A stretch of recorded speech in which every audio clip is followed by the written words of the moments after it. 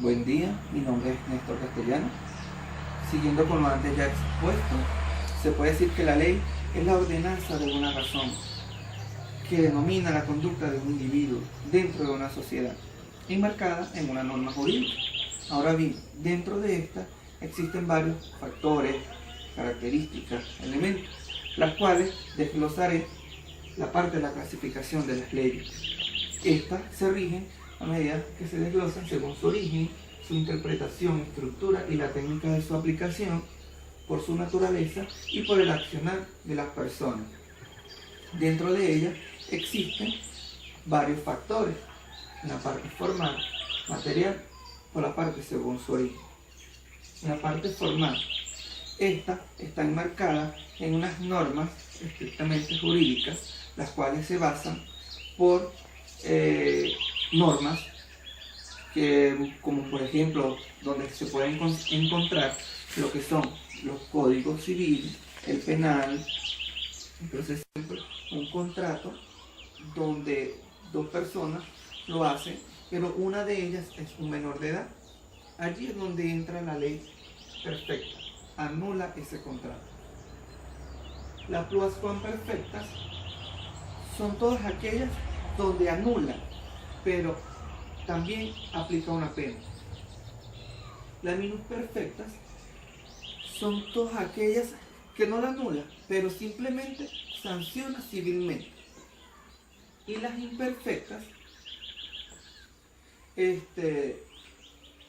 son acarreadas entre la minusperfecta y la minusperfecta. El accionar de las personas: tenemos imperativas, permisivas, declarativas o supletorias y prohibitivas. A continuación, las imperativas. Se impone de manera absoluta, ¿verdad? Mejor conocida como ley fundamental, ¿verdad? Esta se basa y establece principios rigiéndose por la legislación, también conocida y denominada Constitución. Las permisivas no prohíben nada, permite cada una de las leyes, sin embargo, no acarrean ninguna sanción con la ocasión de la misma. Las declarativas o supletorias, ¿verdad?, aclaran la nulidad. De esta manera, y las prohibitivas son aquellas que se modifican en común acuerdo sin dejar efectos de un contrato. Un ejemplo, como teníamos el ejemplo del contrato anterior, ¿verdad?, aquí en esta ley se puede decir que acarrea sanciones, pero en la parte prohibitiva lo prohíbe. Ahora bien, dentro de las leyes, ¿verdad?, podemos tener en cuenta que a medida que se van creando, es importante llevar una secuencia o un proceso de legislación, ¿verdad? Por mandato constitucional, las leyes pueden ser o se pueden proceder ante la Asamblea Nacional, la cual procederá a promulgarla mediante la Gaceta Oficial de la República Bolivariana de Venezuela. La ley que sea objeto de reforma parcial se publicará solo en un texto, incorporando las modificaciones aprobadas mediante los artículos del 202 al 218 de la Constitución Bolivariana de Venezuela. El proceso de formulación de las mismas están regidas en los artículos anteriormente mencionados, el cual el procedimiento formulativo de una ley, cualquier una secuencia o un proceso de legislación, ¿verdad?, por mandato constitucional, las leyes pueden ser o se pueden proceder ante la Asamblea Nacional, la cual procederá a promulgarla mediante la Gaceta Oficial de la República Bolivariana de Venezuela. La ley que sea objeto de reforma parcial se publicará solo en un texto, incorporando las modificaciones aprobadas mediante los artículos del 202 al 218 de la Constitución Bolivariana de Venezuela. El proceso de formulación de las mismas están regidas en los artículos anteriormente mencionados, el cual el procedimiento formulativo de una ley, cualquiera que sea su contenido, comprende las siguientes etapas. Iniciativa. Esta emana del artículo 204, que enmarca, ¿verdad?, el procedimiento donde se va a iniciar dicha ley. La deliberación está marcada en el artículo 205, ¿verdad? Donde se dice la parte formal de la ley. Y luego al 211, donde la misma se lleva a sanción, que los cuales están marcadas en los artículos 209 al 212 de la misma. Luego de eso, la promulgación, ¿verdad?, donde se llevará a cabo por el presidente o presidenta de la República Bolivariana de Venezuela, según el artículo 215, o el presidente o vicepresidente de la Constitución, perdón, de la Asamblea, como lo reza el artículo 216.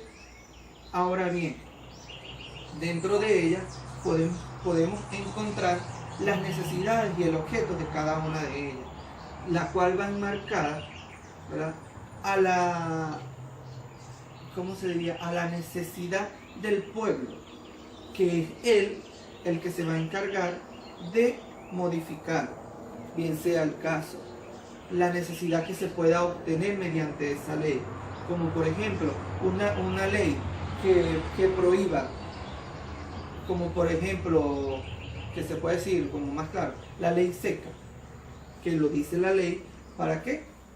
Porque el pueblo la escogió. Muchas gracias y espero que le haya sido de gran ayuda y gran información lo que acabo de exponer. Muchísimas gracias y que tengan buen día.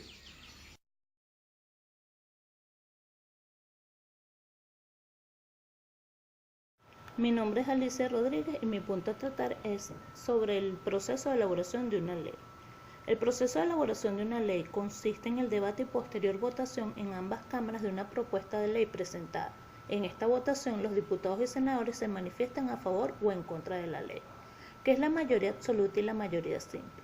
La mayoría absoluta está formada por la mitad más uno de los miembros de las cámaras, mientras que la mayoría simple la forman la mitad más uno de los votos. ¿Dónde está la diferencia? En la posibilidad de que algún diputado o senador no asista a la votación y se abstenga. El proceso de elaboración. ¿Quién toma la iniciativa? Por lo general, la iniciativa legislativa corresponde al gobierno y a las cámaras. Cuando es el gobierno el que por iniciativa propia desea sacar adelante una nueva ley, envía al Congreso lo que se denomina un proyecto de ley, que previamente elaborado y que incluye una exposición de motivos y toda la información necesaria para que los miembros del Congreso se pronuncien y opinen sobre él. Cuando es el Congreso o el Senado el que adopta la iniciativa legislativa, se presenta también un proyecto, que en este caso se denomina proposición de ley. ¿Cómo se tramitan esos proyectos y proposiciones de ley? La tramitación se realiza en el Congreso o en el Senado. En primer lugar, el proyecto o la proposición de ley se envía al Congreso. Se abre un debate donde los diputados pueden manifestar sus objeciones mediante enmiendas que pueden ser a la totalidad o al articulado. Después del debate, el texto y las enmiendas se someten a votación, tras la que puede darse la aprobación o el rechazo de una propuesta legislativa. La propuesta de ley sale adelante si cuenta con el apoyo de la mayoría simple, salvo en el caso de una ley orgánica que requiere la mayoría absoluta. Aprobado el texto por el Pleno del Congreso, se envía al Senado, donde se debate de nuevo. Puede suceder que en el Senado no esté conforme. En este caso, tiene 2 meses a partir de la recepción del texto para presentar enmiendas, del mismo modo que pudieron presentarse en el Congreso. Estas objeciones se trasladan al Congreso, donde se debaten y se vota la conveniencia o no de tenerlas en cuenta. Si la mayoría simple vota en contra de estas enmiendas, las objeciones del Senado no serán tenidas en cuenta y quedarán superadas. Una última circunstancia que puede darse es que el Senado se decida por mayoría absoluta vetar la iniciativa legislativa. El veto significa que el texto no es aceptado en su conjunto y que, por lo tanto, no desean que la propuesta siga adelante. La aprobación de una ley conlleva su posterior sanción y promulgación por el presidente.